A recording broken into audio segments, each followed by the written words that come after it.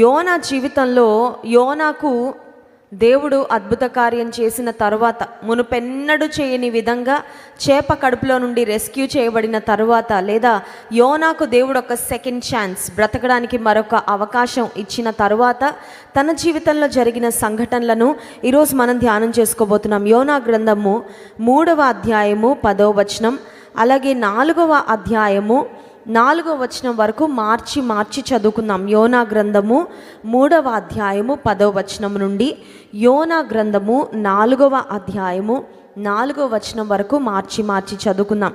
ఈ నినివే వారు తమ చెడు నడతలను మానుకొనగా వారు చేయుచున్న క్రియలను దేవుడు చూచి పశ్చాత్తప్తుడై వారికి చేయుదునని తాను మాట ఇచ్చిన కీడు చేయక మానెను.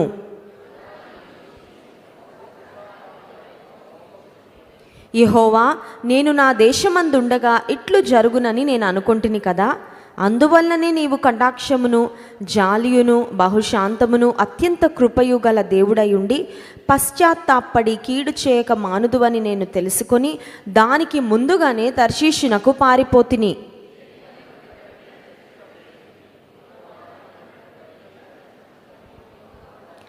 అందుకు యెహోవా, నీవు కోపించుట న్యాయమా అని అడిగెను. చాలండి. నినివే అనే పట్టణము బహుజనులు ఉన్న పట్టణము. నినివే పట్టణంలో ఉన్న ప్రజలకు దేవుడు ఒక కీ మెసేజ్, ఒక ప్రాముఖ్యమైన వర్తమానము దేవుడు తన ప్రవక్త అయిన యోనాకు చెప్పి పంపించాడు. యోనా, నీకు ఒక అసైన్మెంట్ ఇస్తున్నాను, నీకు ఒక పని ఇస్తున్నాను. It is not an easy assignment. నువ్వు వెళ్ళి ఒక కఠినమైన మాట నినివే పట్టణానికి ప్రకటించాలి. నినివే పట్టణంలో ఉన్న ప్రజల యొక్క పాపము నా దృష్టికి బహు భయంకరమైనదని, వారి మీదకి నా తీర్పు రాబోతుందని వారికి ప్రకటించాలి అనే మాట చెప్పినప్పుడు నిజానికి చెప్పాలంటే యోనా భయపడిపోయాడండి. గుడ్ న్యూస్ చెప్పడానికి మనం పరుగులు పెట్టుకుంటూ వెళ్తాం, కానీ బ్యాడ్ న్యూస్ చెప్పాలనేసరికి చాలా ఆలోచిస్తాం. చూడండి, కొన్నిసార్లు మొన్న వారంలో మేము హైదరాబాద్లో ఒక సిస్టర్ని కలిసినప్పుడు ఆ సిస్టర్ చెప్తా ఉన్నారు, వారు యుఎస్ నుండి భారతదేశానికి వచ్చారు. ఆ సిస్టర్ చెప్పిన మాట ఏంటంటే, మా దగ్గరలో ఉన్న మరొక కుటుంబము, ఆ యవనస్తుని యొక్క తల్లి ప్రభునందు నిద్రించారు, దేవుని సన్నిధానానికి వెళ్ళిపోయారు. ఆ వార్త తనకి చెప్పడానికి తన భార్యకి ధైర్యం చాలట్లేదు, తన కలీగ్స్కి ఎవరికి ధైర్యం చాలనప్పుడు, నా భర్తకు కూడా ధైర్యం సరిపోనప్పుడు నేనే ఆ తమ్ముడికి ఫోన్ చేసి తన మనసును ముందుగా సిద్ధపరిచి, తన తల్లి భారతదేశంలో ఉన్న తన తల్లి ప్రభు రాజ్యానికి వెళ్ళిపోయారు అనే వార్తను మరి ఎవరో ఒకళ్ళని చెప్పాలి కదండి. నేను ధైర్యం చేసి మరి తనకి ఎలా చెప్పాలి అని ప్రార్థన చేసుకొని తనకి చెప్పాను. చెప్పిన తర్వాత అబ్బాయి కుప్పకూలిపోయాడు. చాలాసేపటి వరకు కోలుకోలేకపోయాడు, విన్న వార్తను జీర్ణించుకోలేకపోయాడు అని ఆ సిస్టర్ చెప్పారు. నిజమే, మంచి వార్తలు, గుడ్ న్యూస్, నీకు జాబ్ వచ్చింది, లేకపోతే నీకు దేవుడు పెళ్ళి సెటిల్ చేశాడు, లేకపోతే మీ సమస్యలన్నీ తీరిపోతున్నాయి, ఇలాంటి మంచి వార్తలు చెప్పడానికి చాలా ఈజీగా, చాలా ఎంతూజియాజంతో, ఉత్సాహంతో మనం ముందుకు వెళ్తాం. కానీ ఏదైనా దుర్వార్తలు, ఏదైనా చెడు వార్తలు చెప్పాలి అనేసరికి మనం ఆలోచన చేస్తాం. ఎందుకంటే ఆ చెడు వార్తలు మోసుకెళ్ళిన వారి మీద కూడా ఆ చెడు వార్త యొక్క ప్రభావం పడుతూ ఉంటుంది కదండి. ఆ చెడు వార్తను ఎవరు మోసుకొని వెళ్తారో కొన్నిసార్లు వారు కూడా జంకుతూ ఉంటారు. అమ్మో, ఆ షాక్లో లేకపోతే ఆ కోపంలో మా మీద ఏమన్నా రివెంజ్ తీర్చుకుంటారేమో, మా మీద ఏమన్నా వాళ్ళు రియాక్ట్ అవుతారేమో అని భయపడుతూ ఉంటారు. ఇప్పుడు నినివే పట్టణం మీదకి దేవుని యొక్క తీర్పు రాబోతుందని, దుర్గతి రాబోతుందని ప్రకటించమని దేవుడు యోనాను పంపించినప్పుడు జోనా వాజ్ అఫ్రేడ్. యోనా భయపడిపోయాడు. యోనా ఆ మాటను చేయడానికి అంత ధైర్యాన్ని, సాహసాన్ని చూపించలేకపోయాడు. చూడండి, దేవుని బిడ్డలంగా మనము దేవుని మాటకు విధేయత చూపించేటప్పుడు we should not just follow the Lord when it is easy, but we must always follow the Lord even if it is not easy.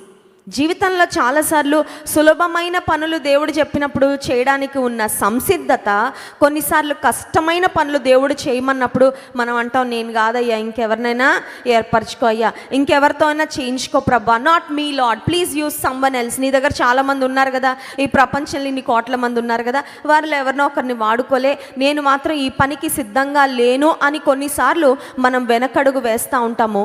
యోనాలో కూడా అదే మనం చూస్తాం. సో తను నినివే వెళ్ళవలసిన ఓడ ఎక్కాల్సింది బదులు తర్షీష్ అనే ప్రాంతానికి వెళ్ళే ఓడ ఎక్కుతాడు.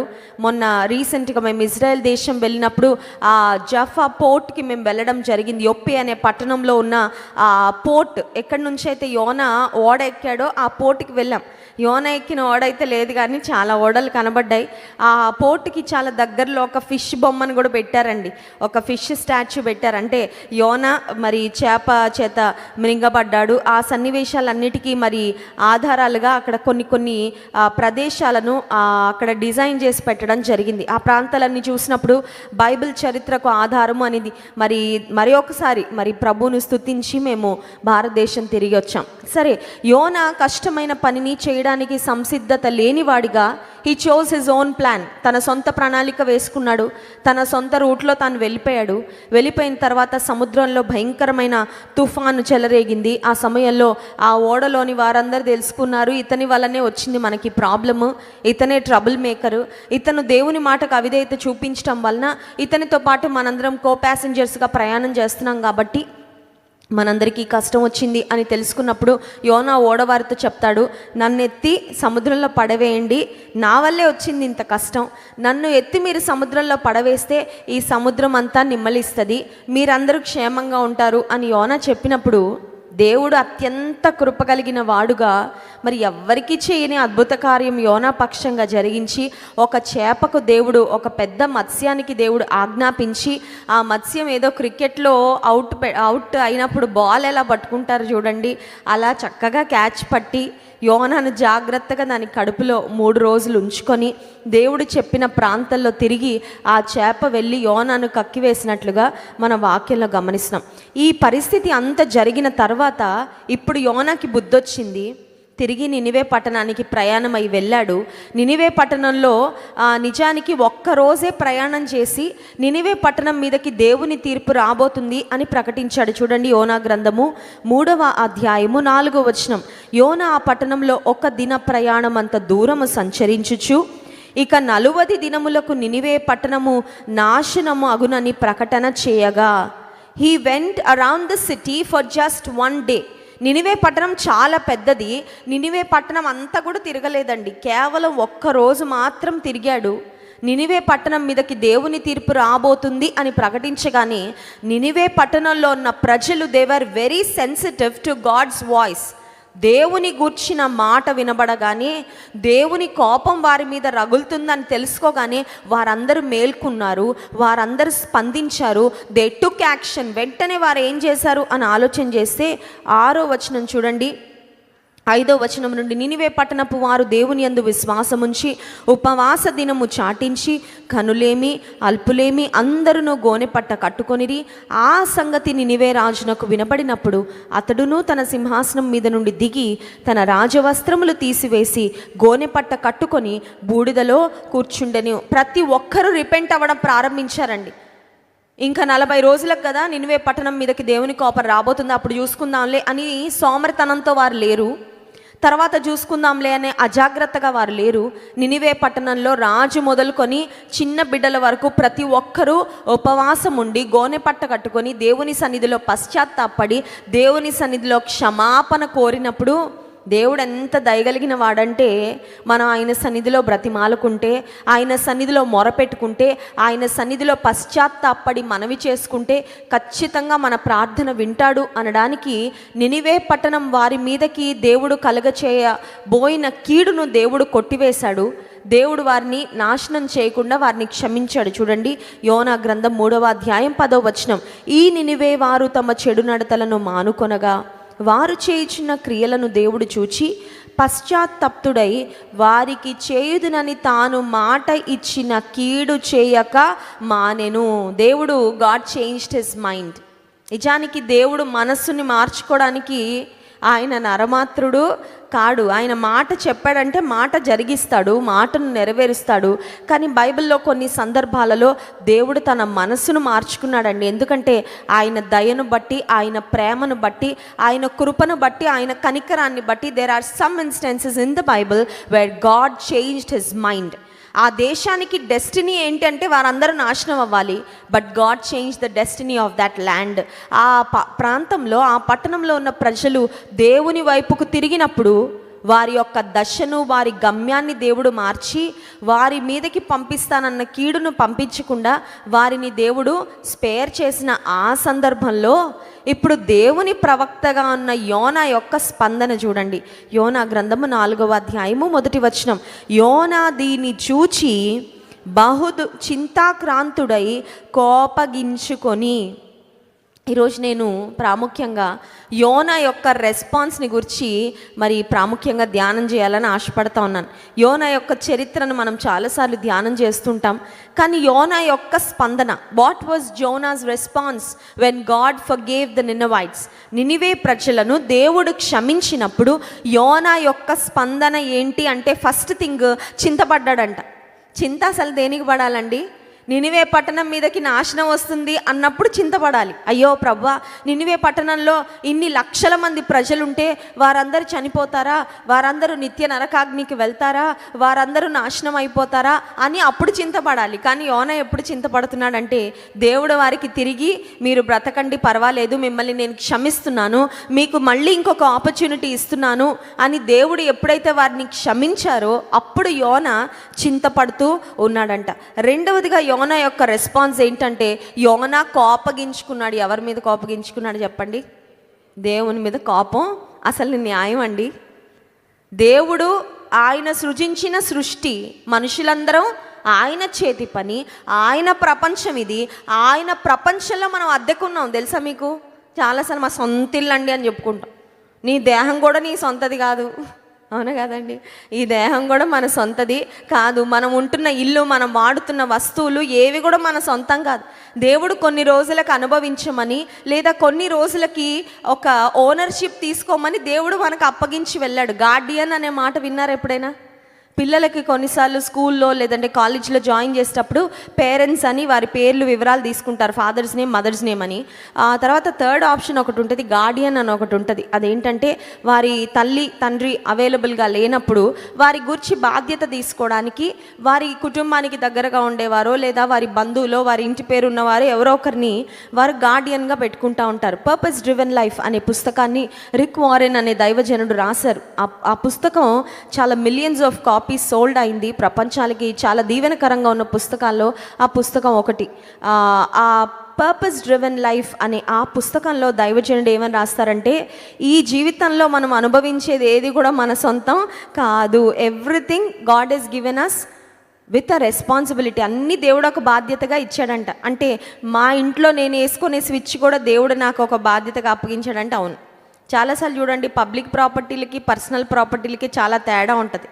తేడా అంటే మనం వాటిని వాడే విధానంలో. మన ఇంట్లో ఫ్యాన్ ఏమో మన రూమ్లో బయటకు వెళ్తున్నప్పుడు ఆఫ్ చేసి వెళ్తాం.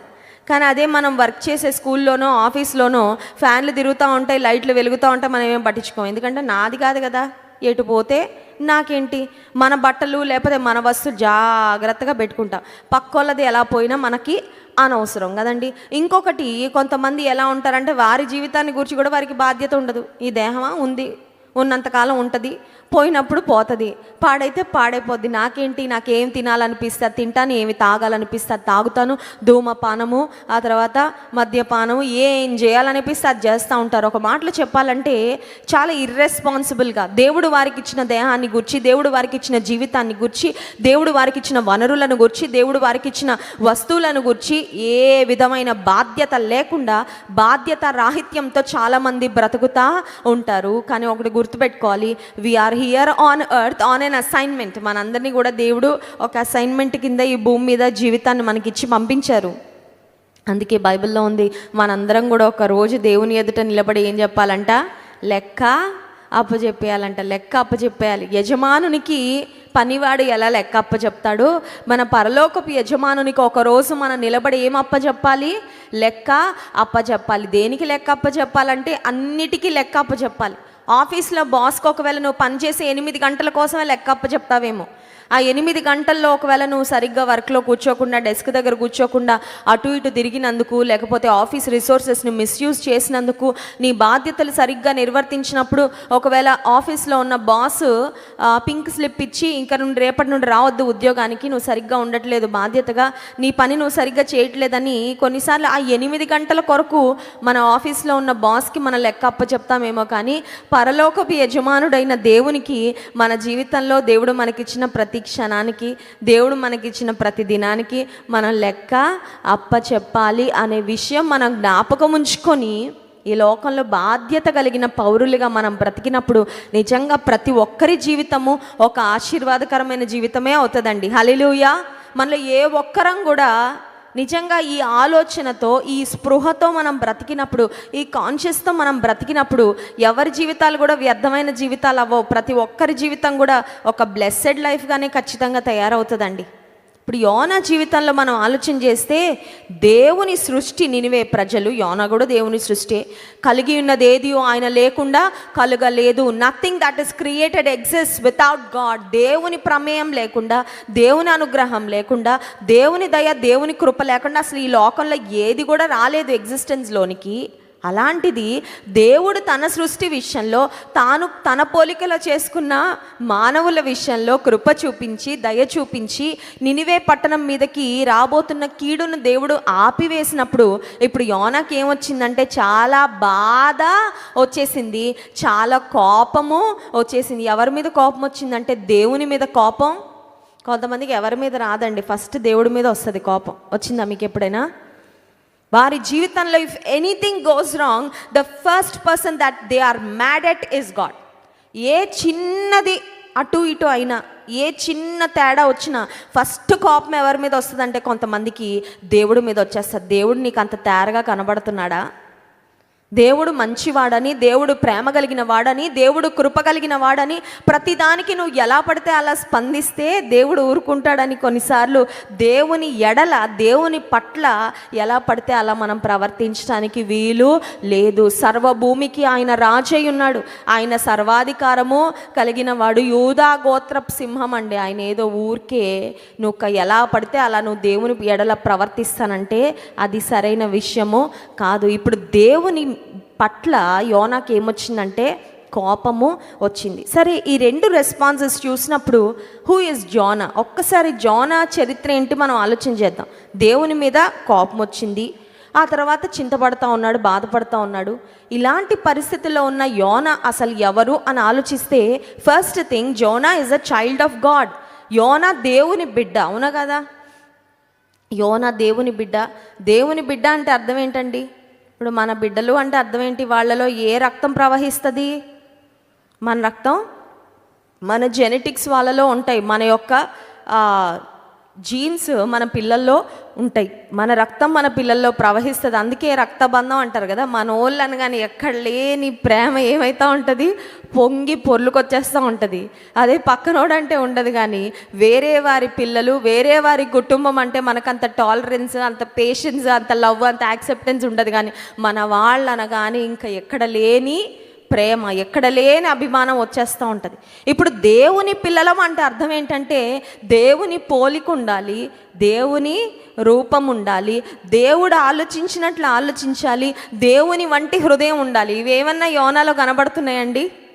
He is a child of God, but he is not behaving like a child of God. అవునా కదా? దేవుని బిడ్డే, కానీ దేవుని బిడ్డలా ప్రవర్తించట్లా. ఒక మాటలో చెప్పాలంటే లోకస్తుల లాగానే, లోకస్తుల కంటే భయంకరంగా ఆలోచిస్తూ ఉన్నాడు, ప్రవర్తిస్తూ ఉన్నాడు, స్పందిస్తూ ఉన్నాడు. సరే, ఈ యోనా మొట్టమొదటిది he is a child of God. రెండవదిగా ఈ యోనా ఎవరంటే he is not just a child of God, but he is also a prophet of God. దేవుని బిడ్డే కాదు, మనందరం కూడా దేవుని బిడ్డలమే, దేవుని ప్రవక్త కూడా. ప్రవక్త అంటే ఎవరండి? He has got special privileges, he has got a special place. దేవుడు అతనికి ఒక ప్రత్యేకమైన స్థానాన్ని ఇచ్చాడు ఆయన పని చేయడానికి, ఆయన నోటిగా ఉండడానికి. ఆ కాలంలో పాత నిబంధన గ్రంథంలో మనం చూసినట్లయితే దేవుడు ప్రజలతో నేటి కాలంలో మాట్లాడినట్లుగా డైరెక్ట్ యాక్సెస్ ఎవరికి ఉండేది కాదు.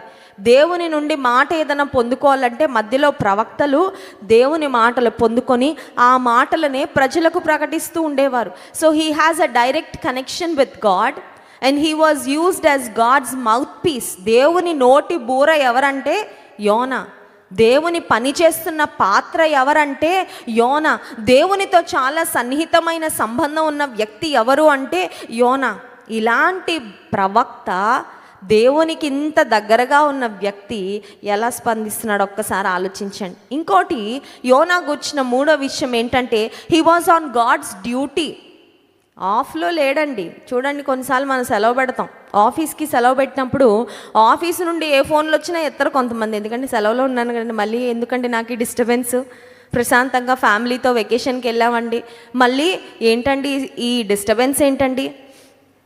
ఒకసారి అంటే ఇంగ్లాండ్ దేశంలో ఒక తల్లికి ఒకగానొక కుమారుడు ఉన్నాడు. ఆ తల్లి వేరుగా ఉంటుంది, కుమారుడు తన కుటుంబంతో వేరుగా ఉన్నాడు. సరే, ఆ కుమారుడు తన భార్యతో పిల్లలతో వెకేషన్కి వెళ్ళాడంటండి, వేరే దేశానికి వెళ్ళాడంట. సెలవు వచ్చింది, సో ఆఫ్ పెట్టుకున్నాడు, వేరే దేశానికి వెళ్ళాడు. వెళ్ళిన తర్వాత ఆ యవ్వనస్తునికి లేదా ఆ వ్యక్తికి ఒకరోజు ఫోన్ కాల్ వచ్చిందంట. ఏంటా ఫోన్ కాల్ అంటే, మీ అమ్మగారు చనిపోయారు, your mom is no more, మీరు అర్జెంటుగా రావాలి, ఆమె యొక్క కార్యక్రమాలు ఏవైతే ఉన్నాయో అవన్నీ చేయడానికి, మీరు ఒక్కరే కొడుకని మాకు తెలిసింది ఆ రికార్డ్స్లో చూస్తే, సో ప్లీజ్ కమ్ బ్యాక్ అని ఫోన్ చేస్తే కొడుకు ఏం చెప్పాడో తెలుసా అండి, నేను వెకేషన్లో ఉన్నాను, ఇప్పుడు నా వెకేషన్ని మీరు ఎవరు స్పాయిల్ చేయొద్దు, నేను ఒక 10 రోజుల తర్వాత మళ్ళీ లండన్కి వస్తాను, అప్పటి వరకు ఫ్రీజర్ బాక్స్లో పెట్టి మా అమ్మని అలా ఉంచండి, నేను వచ్చిన తర్వాత చేయాల్సిన కార్యక్రమాలు ఏవో చూస్తాను, డోంట్ డిస్టర్బ్ మీ అని ఫోన్ పెట్టేశాడంటే. ఈ కొడుకు ఎంత స్వార్థపూరితమైన కుమారుడు ఒకసారి ఆలోచించండి. చాలాసార్లు డ్యూటీలో లేకపోతే మన బాధ్యత లేదంటే మన ఆలోచనలు మరొక రకంగా ఉంటాయి. ఇప్పుడు యోనా డ్యూటీలోనే ఉన్నాడా లేదా? He was on God's duty. నినివే పట్టణానికి వెళ్ళి దుర్గతి కలగబోతుందని ప్రకటించయ్యా యోనా అంటే ఆ డ్యూటీ మీద వెళ్ళాడు. చేప కడుపులోకి వెళ్ళాడు, మళ్ళీ బయటికి వచ్చాడు, ప్రకటించేశాడు, ఇంకా డ్యూటీలోనే ఉన్నాడు. దేవుని పని చేస్తూ కూడా దేవుని బిడ్డలాగా ఆలోచించలేని స్థితిలో యోనాను మనం ఇక్కడ చూస్తూ ఉన్నాం. 4వ అంశం ఏంటంటే యోనా దేవుని మీద కోపగించుకుంటున్నాడు, చింతాక్రాంతుడుగా ఉన్నాడు. కానీ యోనా పరిస్థితి ఏంటంటే ఇప్పుడు యోనాకి దేవుడు సెకండ్ లైఫ్ ఇచ్చాడు, అవునా కదా? రెండో అవకాశమేనా అండి? చచ్చి బతికిన వాళ్ళకి బ్రతుకు విలువ బాగా తెలుస్తుందంట, అవునా కదా?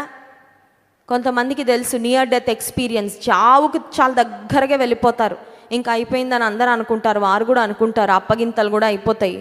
ఆ టైంలో దేవుడు వారిని మళ్ళీ బ్యాక్ తెచ్చినప్పుడు జీవితం యొక్క విలువ, బంధాల యొక్క విలువ, దేవుడి యొక్క విలువ, ప్రతిదాని విలువ బాగా అర్థమవుతుందండి. ఇప్పుడు యోనా జీవిస్తున్న జీవితం it is a second life. ఎందుకంటే చేప కడుపులోకి వెళ్ళి మళ్ళీ క్షేమంగా వచ్చిన వాళ్ళు ఎవరు లేరు. కిల్లర్ వేల్స్ ఉంటాయంట, కిల్లర్ వేల్స్.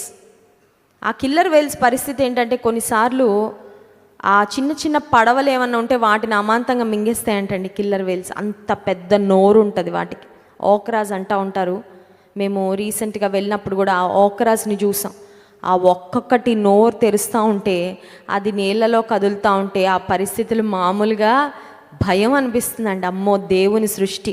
కొన్నిసార్లు ఈ కిల్లర్ వేల్స్ తోకతో పెద్ద పెద్ద ఓడల్ని కొడితే మొత్తం ఓడలదు అప్సైడ్ డౌన్ అయిపోయి ఓడలో ఉన్న ప్రజలందరూ కూడా చనిపోతూ ఉంటారంట. సముద్రంలో దేవుడు పెట్టిన సృష్టి, ఆ సృష్టిలో దేవుడు పెట్టిన మరి ఆ శక్తి మామూలుది కాదండి. సృష్టి మనిషికి వ్యతిరేకంగా దేవుడు తిప్పితే ఎవరైనా తట్టుకోగలరండి? ఒక సునామీ వస్తే మనుషులు నిలబడగలిగారా?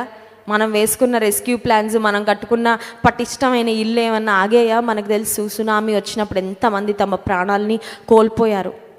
ఇప్పుడు యోనాకి దేవుడు 2వ జీవితాన్ని ఇచ్చాడు. చేప కడుపులోకి పంపించి మళ్ళీ క్షేమంగా బయటకి దేవుడు రప్పించాడే. ఈ 2వ జీవితాన్ని బ్రతుకుతున్న యోనా దేవుని ఎడల ఇంకెంత గ్రాటిట్యూడ్ ఉండాలా? అసలు దేవుని మీద మళ్ళీ కోపగించుకోవడానికి అవకాశం ఉందా యోనాకి? దేవుడే కోపగించుకొని యోనాని నీ లైఫ్ ఇంకింతే అని ఉంటే యోనాకి మళ్ళీ బ్రతకడానికి అవకాశం ఉండేదా? ఖచ్చితంగా ఉండేది కాదు. అలాంటి 2వ జీవితాన్ని, 2వ ఆయుష్ను లేదా 2వ అవకాశాన్ని బ్రతకడానికి దేవుని నుండి పొందుకున్న యోనా ఇప్పుడు దేవుని మీద కోపగించుకుంటా మనకు కనబడుతున్నాడు.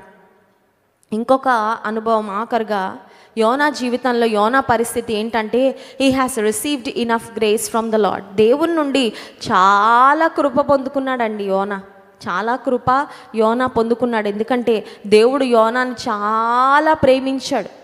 మనకి కొన్నిసార్లు దేవుడు మనల్ని క్షమిస్తున్న విధానము, దేవుడు మనల్ని ఆశీర్వదిస్తున్న విధానం చూసినప్పుడు అనిపిస్తుంది, ఇంతెందుకు ప్రేమిస్తున్నావయ్యా నన్ను, ఇంత ప్రేమకు నేను అర్హురాలని కాదయ్యా, నువ్వు ఇంత దీవించడానికి నేనైతే అర్హురాలని కాదయ్యా అని కొన్నిసార్లు అనిపిస్తుందండి. మీకు ఎప్పుడైనా అనిపించిందా?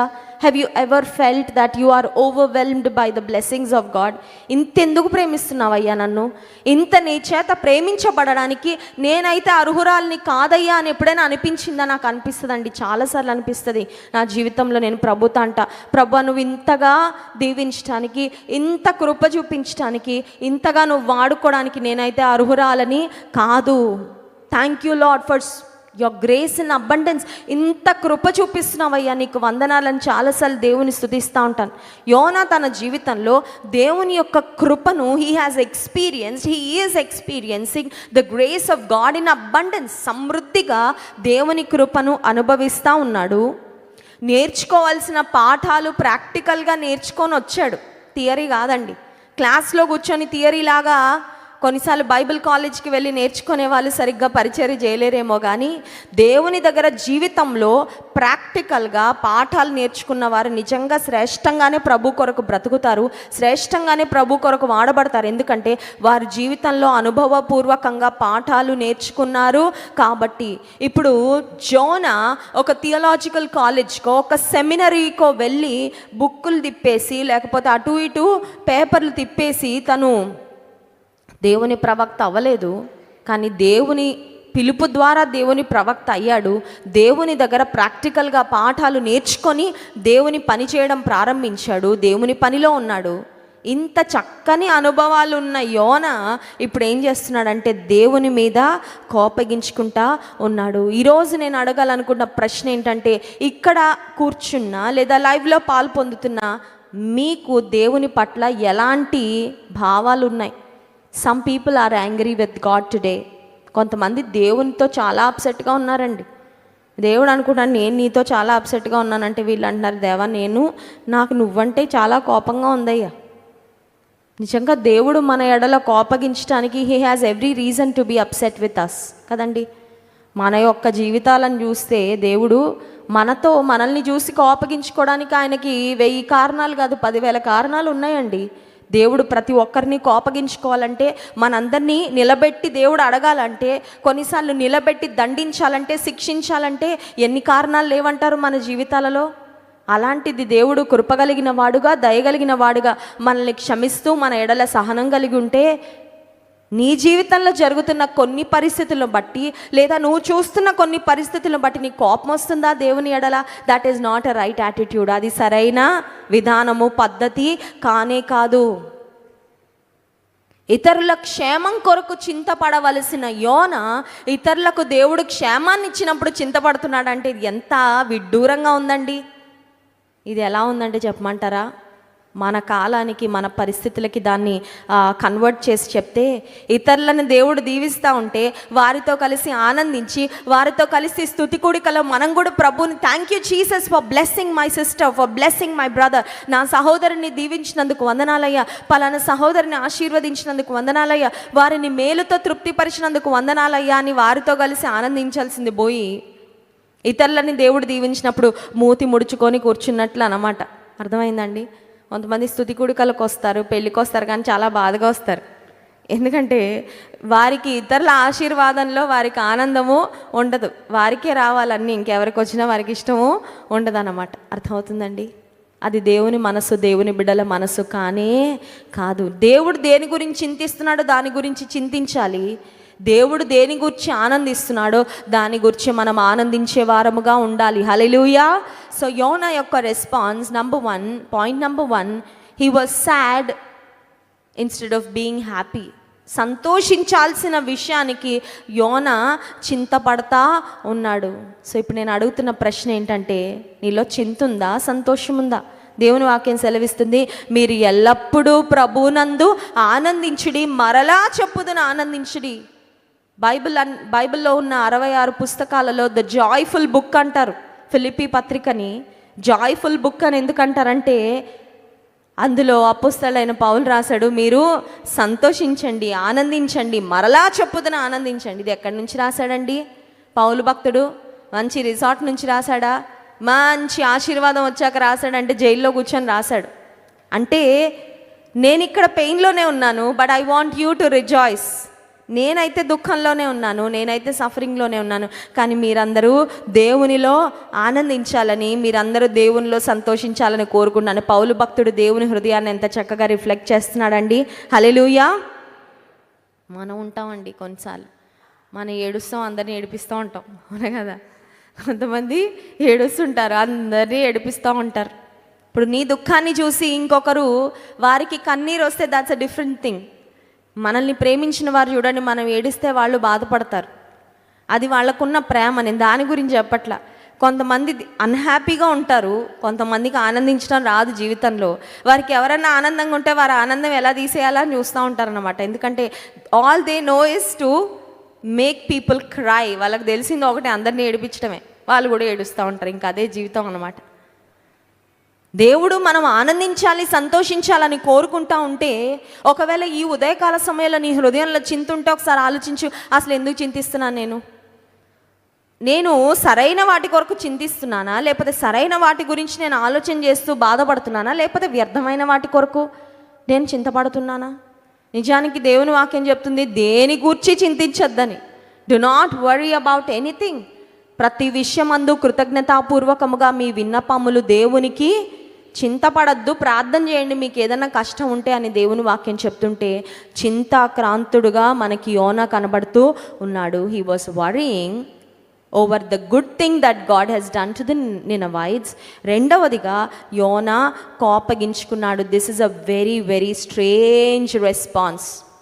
ఒకవేళ ఈ ఉదయము దేవుని మీద ఎవరికైనా కోపం ఉంటే దయచేసి ఆ కోపాన్ని తీసేయండి. Please don't be mad at God. దేవుని మీద కోపగించుకోదు. దేవుని మీద కోపగించుకుంటే, ఆయన మన మీద కోపగించుకుంటే మనం where would our life be? మనం ఎక్కడ ఉంటామండి? ఏమవుతుంది? కాలగతులు మనకు ఉంటాయా? మన పరిస్థితులు తారుమారైపోతాయి. దేవుని ఎడల మాత్రం ఎవరు కోపగించుకోకూడదు. దేవుని అర్థం చేసుకునే హృదయం మనం కలిగి ఉండాలి. సరే, యోనా తన జీవితంలో దేవునితో ఒక మాట చెప్తా ఉన్నాడు. చూడండి, యోనా గ్రంథం 4వ అధ్యాయం 2వ వచనం. యెహోవా, నేను నా దేశమందు ఉండగా ఇట్లు జరుగునని నేను అనుకుంటుని కదా, అందువల్లనే నీవు కటాక్షమును, జాలియును, బహుశాంతమును, అత్యంత కృపయు గల దేవుడై ఉండి పశ్చాత్తాపపడి కీడు చేయక మానుదు అని నేను తెలుసుకొని దానికి ముందుగానే తర్షీషునకు పారిపోతిని. ఇది యోనా ఇస్తున్న కవరప్ అండి. తప్పు చేసేసి ఆ తప్పుని ఏం చేస్తున్నాడంటే, ఇది కూడా మన పోలికే, అవునా కదా? యోనాకి మనకి చాలా దగ్గర పోలికలు కనబడతాయి ఇప్పుడు మనం చదువుకున్న వచనాల్లో, అవునా కదండి? దేవుని మీద మూతి ముడుచుకోవడం. రానండి, ఆదివారం మందిరానికి రానండి. నువ్వు రాకపోతే ఆరాధన ఆగుతుందా? నువ్వు రాకపోతే మందిరం ఏమైనా ఖాళీ అయిపోద్దా? నువ్వు రాకపోతే దేవునికి స్తుతి ఏమైనా తగ్గిపోద్దా? నువ్వు రాకపోతే దేవుడు ఏమైనా బాధపడిపోతాడా? నువ్వు నష్టపోతావు అంతే. దేవుని మీద కోపగించుకున్న యోనా ఇప్పుడు దేవునితో ఒక డైలాగ్ వేస్తున్నాడండి. దేవునితో మాట్లాడుతున్నాడు. ఏమనంటే, నేను అసలు నినివేకి వెళ్ళకుండా దేవా ఫస్ట్ తర్షీష్కి ఎందుకు వెళ్ళాను తెలుసా? నువ్వు మనసు మార్చుకుంటావని నాకు ముందే తెలుసుంటే, నిజానికి యోనాకి ముందే తెలియదు, but he is only trying to cover up his mistake.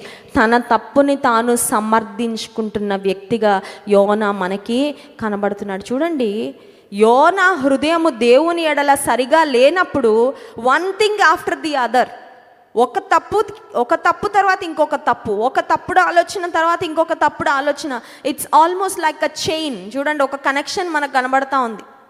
దేవుని ఎడల మన హృదయం సరిగ్గా లేకపోతే ఒక తప్పు వెంబడి ఇంకొక తప్పు, ఒక పాపం తర్వాత ఇంకొక పాపం, ఒక బలహీనత తర్వాత ఇంకొక బలహీనత దొర్లుతూనే ఉంటుందండి, until the heart is changed. ఈ హృదయాన్ని మార్చుకోకపోతే, మన బుద్ధి మార్చుకోకపోతే, మన హృదయం రూపాంతరం చెందకపోతే, దేవుని ఎడల, దేవుని ప్రజల ఎడల మన వైఖరి, మన రెస్పాన్స్ ఎప్పుడు తప్పుగానే ఉంటుంది. ఇంకా అందులో డౌటే లేదండి. చాలా మంచి వ్యక్తినండి నేను, కానీ మరి ఎందుకోనండి ఇలా ఆలోచిస్తున్నానంటే, హృదయం బాగాలేదు కదా. On the inside you are not right. నువ్వు దేవునితో సరిగా లేవు. దేవుని ఎడల నీ యాటిట్యూడే సరిగా లేదు.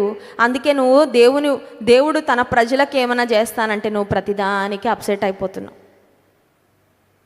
యోనా దేవునితో అంటున్నాడు, నాకు తెలుసయ్యా నువ్వు మనసు మార్చుకుంటావని, అందుకనే నేను నినివేకి వెళ్ళలేదు, నేను తర్షీషుకు వెళ్ళాను అని తను చేసిన తప్పును కప్పిపుచ్చుకుంటా, తాను చేసిన తప్పును సమర్థించుకుంటా ఉన్నాడు. మరి ఈ మాట చేప కడుపులో ఎందుకు చెప్పలేదండి? చేప కడుపులో ఏమన్నాడు? ప్రభువా నేను తప్పు చేశాను. చూడండి, యోనా గ్రంథం 2వ అధ్యాయము 2వ వచనం, నేను ఉపద్రవంలో ఉండి యెహోవాకు మనవి చేయగా ఆయన నాకు ప్రత్యుత్తరం ఇచ్చెను. పాతాళ గర్భములో నుండి నేను కేకలు వేయగా నీవు నా ప్రార్థన అంగీకరించి ఉన్నావు. నీవు నన్ను అగాధమైన సముద్ర గర్భములో పడవేసి ఉన్నావు. ప్రవాహములు నన్ను చుట్టుకొని ఉన్నవి. 7వ వచనం, కూపంలో నుండి నా ప్రాణము నాలో మూర్ఛిల్లగా నేను యెహోవాను జ్ఞాపకం చేసుకొంటిని. నీ పరిశుద్ధాలయంలోనికి నీ యొద్దకు నా మనవి వచ్చెను. 9వ వచనం, కృతజ్ఞతాస్తుతులు చెల్లించి నేను నీకు బలులు అర్పింతును. నేను మ్రొక్కుకొనిన మ్రొక్కుబళ్లను చెల్లింపక మానను. ఈ ప్రార్థనలో మీరు చూడండి, ఎక్కడైనా దేవా నువ్వు మనసు మార్చుకుంటావని నాకు తెలుసు, నినివే వారిని నువ్వు క్షమిస్తావని తెలిసి ఇలాంటి మాటలు ఎక్కడైనా కనబడ్డాయండి? Nowhere VC. మాట మార్చేస్తూ ఉన్నాడు. అప్పటికప్పుడే ఏదో నీతిమంతుడిలాగా, అప్పటికప్పుడే ఏ తప్పు చేయని వాడిలాగా సమర్థించుకుంటా. చాలాసార్లు చూడండి, పిల్లలు చేసే పనులు అలాగే ఉంటాయి.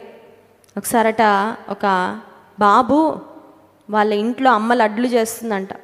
వాళ్ళ ఇంట్లో అమ్మ లడ్లు చేస్తూ ఉంటే వాళ్ళ అమ్మ ఎప్పుడు చెప్పేదంట, వాళ్ళ ఇంట్లో ఒక చిన్న పిక్చర్ ఉండేదంట, సిలువ మీద ఉన్న యేసయ్య పిక్చర్. వాళ్ళ అమ్మ వాడికి అర్థం అవ్వాలని ఎప్పుడు ఆ సిలువ చూపించి అదిగోరా యేసయ్య చూస్తున్నాడు, యేసయ్య చూస్తున్నాడు, తప్పు చేయకూడదు, అబద్ధం చెప్పకూడదు అని చెప్తా ఉండేదంట. సరే ఒకరోజు లడ్లు చేసింది అమ్మ. వాడు అన్నాడంట, నాకు ఇప్పుడే ఇచ్చే మొత్తం తినేస్తాను అన్నాడంట. వాడికి చాలా ఇష్టం. వాళ్ళ అమ్మ నిందంట, లేదురా నేను బయటకు వెళ్ళేసి వస్తాను, ఈలోపు నువ్వు హోంవర్క్ కంప్లీట్ చేసిన తర్వాత నేను వచ్చి నీకు ఇస్తానని షెల్ఫ్లో వాడికి అందకుండా పైన పెట్టిందంటండి. వీడేం చేశాడు, వాళ్ళ అమ్మ వచ్చే లోపు ఆ యేసయ్య పిక్చర్ ఏదైతే వాల్ హ్యాంగింగ్ ఉందో దానికి ఒక కవర్ వేసేసి, నాప్కిన్ వేసేసి, అంటే యేసయ్య చూడకూడదు ఫస్ట్, మళ్ళీ యేసయ్య మా అమ్మకి చెప్తాడని, ఆ తర్వాత ఒక చైర్ అక్కడికి లాక్కొని ఆ లడ్డు తీసేసుకొని తినేసిన తర్వాత మూతి తుడిచేసుకున్నాడు, కానీ కంగారులో చైర్ తీయడం మర్చిపోయాడు. ఆ యేసయ్య పిక్చర్కి వేసిన ఆ క్లాత్ కూడా మర్చిపోయాడు. సో ఇంటికి వచ్చిన తర్వాత అమ్మకి ఒక అంచనా ఉంటుంది కదా, ఆ డబ్బాలో పై వరకు ఉండాలి, లడ్లు కొన్ని మిస్సింగ్. వచ్చిన తర్వాత అమ్మ అడుగుతుంది, ఎవరే తిన్నావా? తినలేదమ్మా అనగానే వాళ్ళ అమ్మ అడిగింది, ఈ చైర్ అక్కడి నుంచి అక్కడికి ఎవరు తీసుకెళ్లారా? ఈ చైరు డైనింగ్ టేబుల్ దగ్గర ఉండాలి కదా, అక్కడికి ఎందుకు వెళ్ళింది అంటే, ఏమోనమ్మా నాకు తెలీదు. మరి యేసయ్య పటానికి ఎవరేసారా అది? ఇంతాక వరకు అలా లేదు కదా, but why did it happen? అమ్మ అంతా మొత్తం వాడి ప్లానింగ్ అంతా బయటకు తీసుకొచ్చిన తర్వాత హీ హ్యాడ్ టు అగ్రీ. అప్పుడు ఒప్పుకున్నాడంట, నిజమేనమ్మా నేనే చేశాను. కొన్నిసార్లు చూడండి, మన సమర్థింపులు మామూలుగా ఉండవు కదా. మన వాళ్ళు తప్పు చేసినా ఎంత బాగా కవర్ చేసుకుంటామో, మన తప్పులని ఎంత బాగా. కానీ దేవుని యొక్క వెలుగులో మన రహస్య పాపాలన్నీ కూడా బట్టబయలు. నువ్వు ఎవరి దగ్గరన్నా కవరప్ చేయగలవేమో, కానీ దేవుని దగ్గర నీవు నేను కవరప్ చేయలేమండి. Best thing to do is be very open and transparent.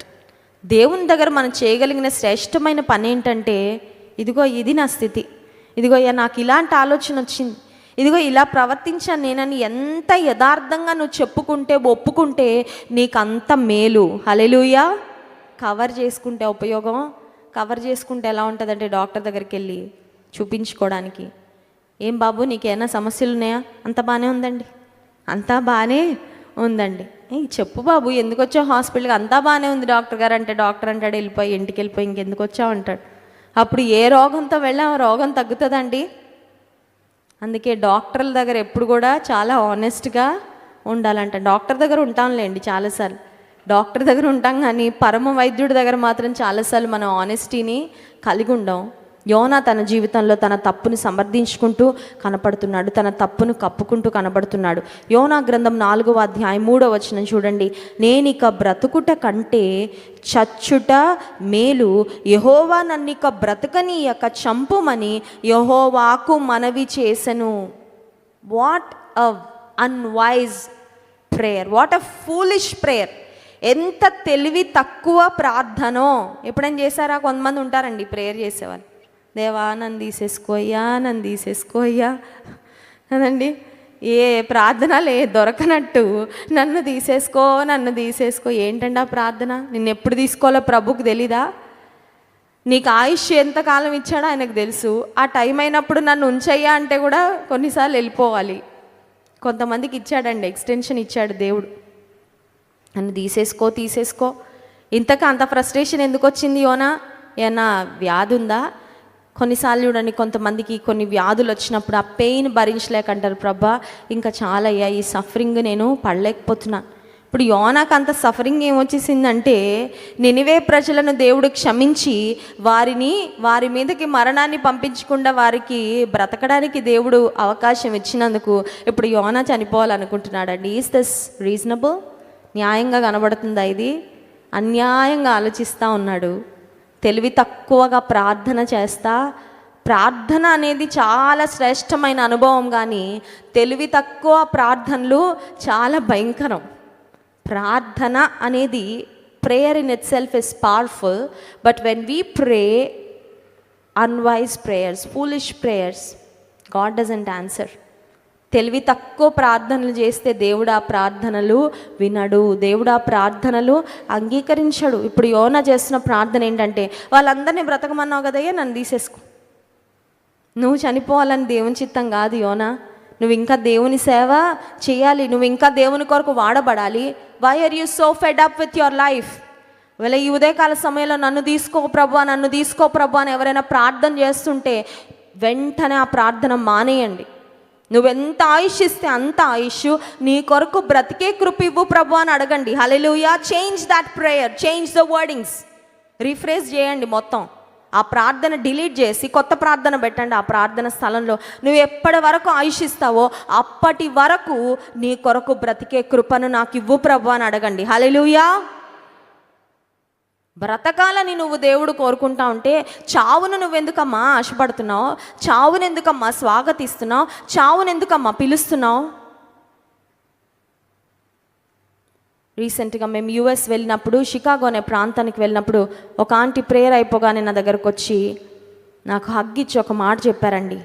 అమ్మ, నా కుమార్తె దేవుని రాజ్యానికి వెళ్ళిపోయినప్పుడు నిద్రలేని రాత్రులు చాలా నేను అనుభవించాను.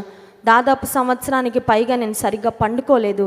కండ్లు మూసినా కళ్ళు తెరిచినా నా కుమార్తె జ్ఞాపకాలే.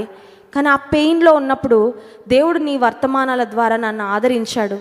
నా కుమార్తెని నేను నీలో చూసుకున్నానమ్మా. నువ్వు దేవుని రాకడొచ్చే వరకు నువ్వు సజీవుల లెక్కలో దేవుని సేవ చేస్తూనే ఉంటావు. అది నా ప్రార్థన నీ కొరకని చెప్పారండి. హల్లెలూయా. నిజంగా that word was so refreshing. Aunty చెప్పిన ఆ మాట నిజంగా నా హృదయాన్ని ఎంతో తాకిందండి. నేను ప్రభుని స్తుతించా. ప్రభా, ఒక ఆంటీకి ఆదరణకరంగా నన్ను నువ్వు ఉంచినందుకు నీకు వందనాలు. నువ్వు ఎంత ఆయుష్ ఇస్తే అంత ఆయుష్ ఆఖరు వరకు నమ్మకంగా నీ రాజ్యం కొరకు పనిచేసే కృప నాకు ఇవ్వు ప్రభా. బ్రతకాలని, దేవుని కొరకు వాడబడాలని ఆశ ఉందా? చావు చావు చావు, గొయ్యి గొయ్యి, గోతిలోకి వెళ్ళాలి ఎందుకు ఆశపడుతున్నారు? దేవుడిచ్చిన ఆయుష్, దేవుడిచ్చిన జీవితం బహుమానం. Do you know that your life is a gift, absolute gift from the lord. Death beds మీద ఉన్న వాళ్ళు చాలామంది తాపత్రయపడుతున్నారండి. ఇంకొక 5 ఏళ్ళు బ్రతికితే బాగుండు, ఇంకొక 10 ఏళ్ళు బ్రతికితే బాగుండు, ఇంకా దేవుడు ఆయుష్ ఇస్తే బాగుండు అని అర్థిస్తూ ఉన్నారు వాళ్ళు. నీకు మంచి జీవితం ఉంది, మంచి ఆయుష్ ఉంది, but you are just misusing your time. సమయాన్ని వ్యర్థం చేసుకుంటా ఉన్నావు. ఈ జీవితాన్ని టేకింగ్ ఫర్ గ్రాంటెడ్. ఏముందిలేండి, బ్రతికిచ్చాడు కాబట్టి బ్రతుకుతున్నాను దేవుడు, ఈ జీవితానికి అర్థమే లేదన్నట్లుగా నీ జీవితం యొక్క విలువను తెలుసుకోలేని స్థితిలో బ్రతుకుతున్నావా? యోనా చేయాల్సిన పని చాలా ఉందే. దేవుని సేవకునిగా దేవుని కొరకు ఇంకా ప్రయాణాలు చేయాలి, ఇంకా ప్రకటించాలి, దేవునిలో ముందుకు వెళ్ళాలి. కానీ యోనా చేస్తున్న ప్రార్థన ఏంటంటే, నేనిక బ్రతుకుట కంటే చచ్చుట మేలు, నన్ను తీసేసుకో ప్రభా. ఇందాక చెప్పాను ఆ మాట, దేవుని ఎడల కోపం ఉంటే ప్లీజ్ స్టాప్ ఇట్. దేవుని మీద నువ్వు కోపం కలిగి ఉంటే ముందు అది మానుకో. ఫర్ వాట్ ఎవర్ రీజన్, ఏదైనా వచ్చి కారణం, దేవుని మీద కోపం ఉందా, కోపగించుకోవద్దు. ఆయన కోపగించుకుంటే మనము భస్మం అయిపోతామండి. దేవుడు ఎంత ప్రేమిస్తున్నాడో నిన్ను ఒక్కసారి అర్థం చేసుకో. దేవుడు నిన్ను ఎంతగా నడిపిస్తున్నాడో ఒక్కసారి అర్థం చేసుకో. దేవుని ఎడల కోపం ఉంచుకోవద్దు. రెండవదిగా, ఈ బ్రతుకెందుకు అనే ఆలోచనలో ఉంటే నీ ఆలోచన మార్చుకో, నీ పద్ధతి మార్చుకో. నన్ను తీసుకో ప్రభు అని ప్రార్థన చేస్తుంటే నీ ప్రార్థన మార్చుకో. ఏమడుగుతావంటే, ఇన్స్టెడ్ యాజ్ ద లార్డ్, ఆయుష్ ఇచ్చినంత వరకు నీలో, నీతో, నీ కొరకు బ్రతికే కృప నాకు ఇవ్వయ్యా అని అడుగు. అది జీవితం. బ్లెస్సెడ్ లైఫ్ అంటే అదండి. ఆశీర్వాదకరమైన జీవితం అంటే అది. సరే, ఈ కాన్వర్సేషన్ అంతా అయిన తర్వాత దేవుడు యోనాతో అంటున్న మాట చూడండి. యోనా గ్రంథం 4వ అధ్యాయం 4వ వచనం, అందుకు యెహోవా నీవు కోపించుట న్యాయమా అని అడిగాను. దేవుడు ఎంత డైరెక్ట్గా మాట్లాడుతున్నాడండి యోనాతో. కొన్నిసార్లు దేవుడు మనతో కూడా చాలా సూటిగా మాట్లాడతాడు. ఇక్కడ ఆత్మీయ తండ్రి గారి ద్వారా, జాన్ వెస్లీ గారి ద్వారా దేవుడు ఎవరిని నిలబెట్టి దేవుని వాక్యాన్ని అందిస్తున్నప్పటికీ కొన్నిసార్లు సూటిగా గుండెల్లోకి దూసుకొని వెళ్ళిపోతూ ఉంటాయి ఆ మాటలు.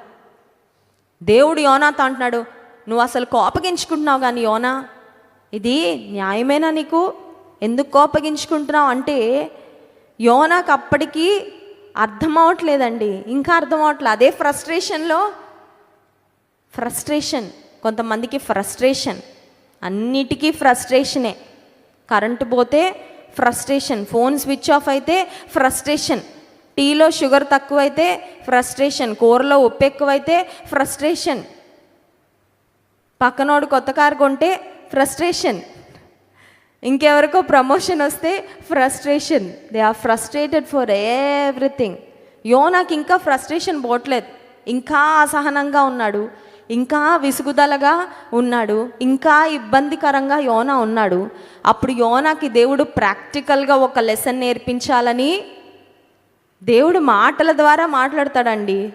అలా నేర్చుకోకపోతే చేతల్లో నేర్పిస్తాడు మనకి, కానీ నేర్చుకోవాల్సినవన్నీ నేర్పిస్తాడు ఖచ్చితంగా. హల్లెలూయా. స్కూల్లో చేరితే అన్ని సబ్జెక్టులు రావాలా? అన్నీ వస్తేనే పాస్ అవుతాం కదండి. మ్యాథ్స్ రాదండి మా వాడికంటే అదే క్లాస్లో కూర్చుంటాడు, ఖచ్చితంగా చదవాలా, పాస్ అవ్వాలా, అంతే. Whether it's difficult, whether he likes it or not. దేవుని బిడ్డవైన తర్వాత ప్రతి పాఠం నేర్చుకోవాలి. నేర్చుకుంటేనే నువ్వు ఎదుగుతావు, నేర్చుకుంటేనే నువ్వు నమ్మకంగా ప్రభు కొరకు ముందుకు వెళ్ళగలవు. ఇప్పుడు యోనాకు దేవుడు ఒక ప్రాక్టికల్ డెమాన్స్ట్రేషన్ ఇవ్వాలనుకున్నారు. అదేంటంటే చూడండి, యోనా వెళ్ళి అసలు ఈ పట్టణానికి ఏం జరుగుతుందో చూద్దామని కూర్చున్నాడంట. అంటే మేలు జరగాలనా కీడు జరగాలనా? యోనా యొక్క ఇంటెన్షన్ కీడు జరగాలనే, అందుకే కదా బాధపడిపోయాడు, ఫ్రస్ట్రేట్ అయిపోయాడు. సరే కూర్చొని చూస్తూ ఉంటే 5వ వచనం చూడండి, 6వ వచనం, దేవుడైన యెహోవా సొర చెట్టు ఒకటి ఏర్పరిచి అతనికి కలిగిన శ్రమ పోగొట్టుటకై అది పెరిగి యోనా తలకు పైగా నీడ ఇచ్చినట్లు చేసెను. ఆ సొర చెట్టును చూచి యోనా బహు సంతోషించెను. యోనాలో ఎమోషన్స్ ఒక రోలర్ కోస్టర్ లాగా కనబడతా ఉన్నాయి. రోలర్ కోస్టర్ ఎప్పుడైనా ఎక్కారండి? రోలర్ కోస్టర్ ఎక్కితే ఒకసారి అక్కడ ఉంటాం, ఒకసారి మళ్ళీ కింద ఉంటాం. మన ఈ మధ్య అమెరికా దేశంలో ఒక రోలర్ కోస్టర్ ఉందంటండి. రోలర్ కోస్టర్ అంటే ఇలా ఇలా మొత్తం తిప్పేస్తూ ఉంటుంది. ఈ రోలర్ కోస్టర్ ఏమైందో తెలీదు, టెక్నికల్ ప్రాబ్లం వచ్చి ఈ రోలర్ కోస్టర్ ఎక్కిన వాళ్ళు ఆకాశంలో స్టక్ అయిపోయారంట. ఆకాశంలో పోనీ ఇలా ఉంటే ఓకే, దేవర్ అప్ సైడ్ డౌన్ అంటండి. పైన నుంచి తలలేమో కిందకు ఉన్నాయి. అది చూడండి, రోలర్ కోస్టర్ ఇలా ఇలా ఇలా తిప్పుతూ ఉంటుంది కదా, సడన్గా ఇట్లా తిప్పినప్పుడు అప్ సైడ్ డౌన్ ఉన్నప్పుడు రోలర్ కోస్టర్ స్టక్ అయిపోయింది. ఆ టెక్నికల్ ప్రాబ్లం సెట్ అవ్వట్లేదు. యూ కెన్ ఇమాజిన్ వాళ్ళ బాడీలో కొంతమంది, అందరూ స్ట్రాంగ్ ఉండరు, అందరూ హెల్తీ ఉండరు. సరదాగా ఎక్కుదానిలో ఏముంది, అలా వెళ్ళి ఇలా వచ్చేసి కాస్త కడుపులో తిప్పుతుంది అంతే అనుకొని కూర్చునే వారు ఉంటారు రోలర్ కోస్టర్లో. సో అందులో స్టక్ అయిపోతే గంటల తరబడి ఆ టెక్నికల్ ప్రాబ్లం రిజాల్వ్ అవ్వకపోతే ఫైర్ డిపార్ట్మెంట్ వాళ్ళందరూ వచ్చి మరి పెద్ద పెద్ద నిచ్చెనలు వేసి ఒక్కొక్కరిని దింపగానే అంబులెన్స్లో హాస్పిటల్కి తీసుకెళ్ళి అడ్మిట్ చేశారంటండి. ఎందుకంటే అంతసేపు అప్ సైడ్ డౌన్ ఉండడం వలన బాడీలో చాలా ఇబ్బందులు, కొంతమందికి బ్రీతింగ్ ప్రాబ్లం, చాలా సమస్యలు వారు ఎదుర్కొన్నారంట. అప్పుడు వాళ్ళు ఏమనుకుంటారంటే ఇంకా మాత్రం జీవితంలో ఏం ఎక్కకూడదండి, రోలర్ కోస్టర్ మాత్రం ఎక్కకూడదని ఫిక్స్ అయి ఉంటారు ఖచ్చితంగా దిగాక. ఇప్పుడు యోనా లైఫ్లో you can see a roller coaster of emotions. ఆ భావోద్వేగాలు చూడండి. అప్పుడే చింతపడిపోయాడు, అప్పుడే కోపం వచ్చేసింది, అప్పుడే సంతోషపడిపోతున్నాడంట. మామూలుగా కాదు, బహుగా సంతోషపడిపోతున్నాడంట. ఎందుకు వచ్చింది అంత సంతోషం అంటే, అలా కూర్చోగానే ఎండ స్టార్ట్ అయింది. దేవుడు ఒక సొర చెట్టును మొలిపించి, ఆ సొర చెట్టు కరెక్ట్గా యోనా తల మీద ఒక గొడుగులాగా చక్కగా పాకేసి సొర చెట్టు అంతా ఒక మంచి పందిరిలాగా అయిపోతే చాలా ఆనందపడిపోయాడు. అబ్బా దేవా, నన్ను నువ్వు ఎంత ప్రేమిస్తున్నావయ్యా, నా కొరకు ఎంత మంచి ఏర్పాటు చేసావు, నాకు ఎండ తగలడం కూడా నీకు ఇష్టం లేదా, నన్ను ఇంత పట్టించుకుంటున్నావయ్యా, థ్యాంక్ యూ లార్డ్ అని బహుగా సంతోషించిన తర్వాత దేవుడట ఒక పురుగును పంపించారంట. 7వ వచనం చూడండి. మరుసటి ఉదయమందు దేవుడు ఒక పురుగుని ఏర్పరచి అది ఆ చెట్టును తొలిచినందున చెట్టు వాడిపోయాను, మరియు ఎండ కాయగా దేవుడు వేడిమి గల తూర్పు గాలిని రప్పించెను. యోనా తలకు ఎండ దెబ్బ తగులగా అతడు సొమ్మసిల్లి బ్రతుకుట కంటే చచ్చుట నాకు మేలనుకొనెను. యోనా గారు భలే యోనా గారండి మీరు కదండి. సొర చెట్టు మొలవగానే బహుగా సంతోషించిన యోనా దేవుడు పురుగును పంపించి సొర చెట్టు అంతా తినేసిన తర్వాత తలకి మళ్ళీ ఎండగొట్టి ఎండ దెబ్బ తగలగానే మళ్ళీ తీసేసుకో అయ్యా, మళ్ళీ అదే ప్రార్థన. కొన్నిసార్లు కొన్ని ప్రార్థనలు మానేస్తామండి, మళ్ళీ మొదలు పెడతాం మనం, అవునా? కొన్నిసార్లు కొన్ని పద్ధతులు దేవుడు వాక్యం ద్వారా మాట్లాడినప్పుడు వి విల్ డిసైడ్, ఇంకా ఆ స్నేహితుని జోలికి వెళ్ళను, ఆ సాంగత్యం చెయ్యను, ఆ అపవిత్రమైనవి చూడను, ఇలాంటి నెగిటివ్ వర్డ్స్ మాట్లాడను, ఇలాంటి అసూయకు నా హృదయంలో చోటు ఇవ్వను. You have decided, you have made up your mind, you are determined, but sometimes you go back to the same old thing. అవునా కాదండి? దేవుని సన్నిధి తీర్మానం తీసుకున్నాక మానేశాక కొన్నిసార్లు మళ్ళీ వెనక జీవితానికి వెళ్ళిపోతావు. వెనక పద్ధతులు, వెనక ఆలోచనలు, వెనక మాటలు వచ్చేస్తూ ఉంటాయి. యోనా మళ్ళీ వెనక్కి వెళ్ళిపోయాడు. సొర చెట్టు అంతా పురుగు తినేసింది, తల మీద ఎండ దెబ్బ తగలగానే ఇప్పుడు యోనాకి మళ్ళీ అప్సెట్ అయిపోయి దేవా నన్ను తీసేసుకో అనగానే దేవుడు యోనాకు ఒక శ్రేష్టమైన పాఠం నేర్పించారు. చూడండి 10వ వచనం, యోనా గ్రంథం 4వ అధ్యాయం 10వ వచనం. అందుకు యెహోవా, నీవు కష్టపడకుండాను పెంచకుండాను ఒక రాత్రిలోనే పుట్టి పెరిగి ఒక రాత్రిలోగానే వాడిపోయిన ఈ సొర చెట్టు విషయంలో నీవు విచారపడుచున్నావే, అయితే 120,000 కంటే ఎక్కువై కుడి ఎడమలు ఎరుగని జనమును బహు పశువులను గల నినివే మహాపురము విషయములో నేను విచారపడవద్దా? ఒక్క చెట్టు కోసమే అంత బాధపడుతున్నావు యోనా.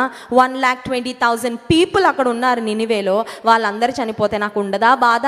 ఎంత ప్రాక్టికల్గా నేర్పించాడండి దేవుడు పాఠం. కళ్ళు తెరిపించాడు యోనాకి. కొన్నిసార్లు దేవుని బిడ్డలుగానే ఉంటూ ఆధ్యాత్మికంగా కొన్ని విషయాల్లో వీఆర్ జస్ట్ బ్లైండెడ్, గుడ్డితనంలో ఉంటాం. అన్నీ తెలుసండి నాకు. యోనాకు అన్నీ తెలుసా తెలీదా? అన్నీ తెలుసు. ప్రవక్త అండి యోనా, మామూలు వ్యక్తి కాదు.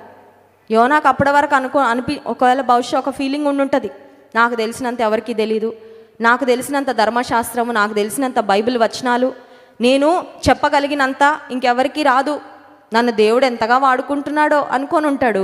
బట్ అప్పుడు అర్థమైపోయింది యోనా యొక్క ఆత్మీయ పరిపక్వత ఎంతో.